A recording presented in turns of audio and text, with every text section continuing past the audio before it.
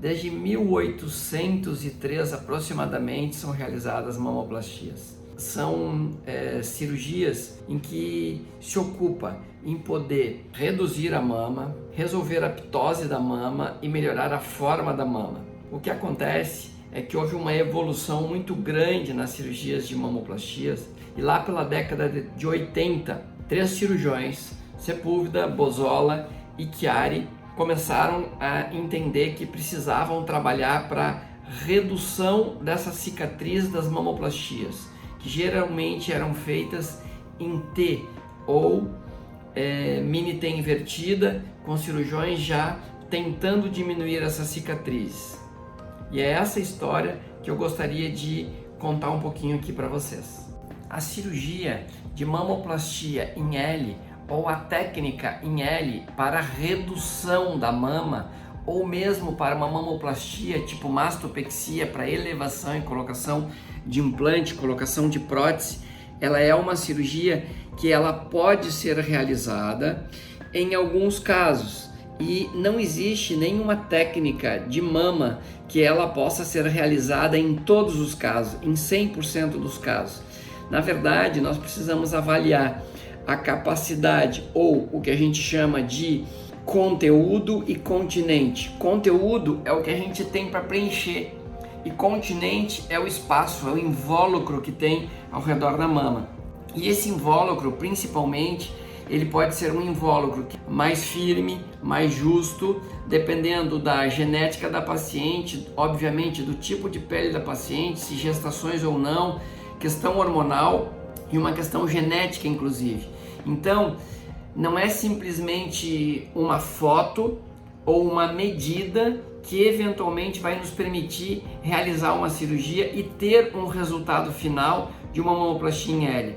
Muitas vezes nós podemos ser, entre aspas, traídos por uma cirurgia em que eventualmente pode se imaginar um L e ter que se acabar num mini T, porque se há um excesso de pele, essa cirurgia precisa ser transformada num mini T. Então não existe uma panaceia, não existe um pote de ouro para nada na medicina.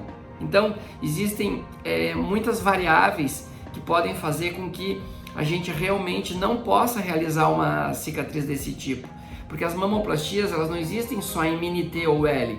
As mamoplastias, elas existem em mamoplastias em T, em L, em vertical, que é a primeira técnica descrita pelo Dr. Peixoto, e as mamoplastias periareolar.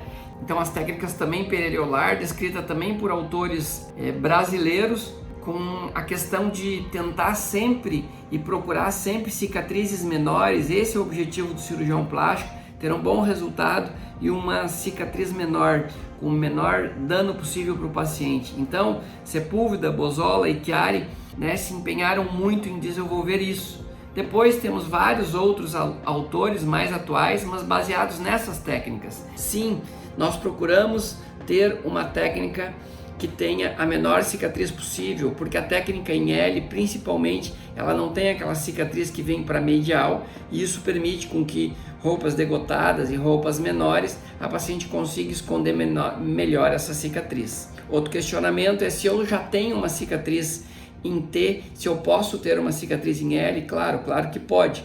Isso vai depender do grau de flacidez que você tem e o tipo de tecido e ou da prótese que a gente vai colocar, se for o caso de trabalharmos com prótese, para saber se o continente conteúdo vai ser adequado para fazer essa cirurgia. Existe sempre uma questão de aguardar ou esperar uma báscula para essa cirurgia para que ocorra o preenchimento desse polo medial. Então, filosoficamente, essa técnica é uma técnica que realmente ela precisa ser discutida e aprendida para que a gente realmente consiga desenvolver a técnica. Muitas vezes é muito mais isso do que simplesmente achar que não pode realizar a técnica. Então isso é uma questão de tática ou técnica cirúrgica que precisa ser desenvolvida também pelo cirurgião. Dentre tantos livros que a gente poderia falar, tem um livro que é o livro do Bostwick, um livro muito antigo, onde o Dr. Psilax, em memória, e o Dr. Melquiades em memória, no primeiro capítulo, que é sobre a redução mamária, eles já citam o trabalho do Dr. Bozola como sendo o primeiro trabalho, né, descrito, né, e publicado sobre mamoplastia em L. E esse trabalho ele foi escrito e publicado a primeira vez em 1982 numa separata da Ann Higgs. Eu consegui isso aqui, né, historicamente. Um pouco mais tarde, no serviço de cirurgia plástica, né, da Santa Casa e Hospital Imagem, né, de São José do Rio Preto, também foi feita uma sistematização da técnica em L, em 1983. A mamoplastia em L foi descrita nos livros de Liacir Ribeiro, em vários outros livros de mama ao redor do mundo. Então, são muitos os livros que a gente tem para falar sobre a cirurgia mamária. Então, é só um exemplo para dar para vocês, né, de que aonde é que surgiu essa técnica, né, e quem foi que descreveu a técnica pela primeira vez. O quanto o cirurgião plástico brasileiro, né, é importante, né, na cirurgia plástica mundial. Eu tive o prazer, né, de fazer residência em São José do Rio Preto, passar lá, né, 3 anos com o Dr. Bozola, né, e o Dr. Valdemar Mano Sanches, entre tantos outros colegas, aprendendo, né, essa técnica. Então, aprendendo na fonte essa técnica de mamoplastia em L.